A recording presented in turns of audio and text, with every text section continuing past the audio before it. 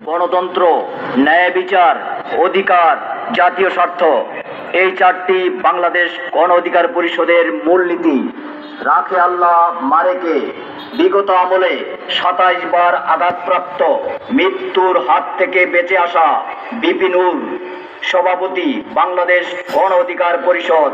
২৯শে August হামলার সময় বিপিনুরের পাশে থাকা জননেতা, যুব সমাজ ও তারুণ্যের অহংকার অধ্যাপক আব্দুল সোবহান, সাধারণ সম্পাদক গণ অধিকার পরিষদ ঠাকুরগাঁও জেলা শাখা। আগামী শুক্রবার সকাল ৯ ঘটিকায় Thakurgaon ৩ DBC TV channel truck মার্কায় একান্ত সাক্ষাৎকার নেবেন Eastern laboratory school and college. প্রধান অতিথি হিসেবে সমসাময়িক বিষয়ের উপর বক্তব্য রাখবেন বাংলাদেশ গণ অধিকার পরিষদের মুখপাত্র ও দলের সিনিয়র ভাইস প্রেসিডেন্ট জননেতা জনাব মোহাম্মদ ফারুক হাসান।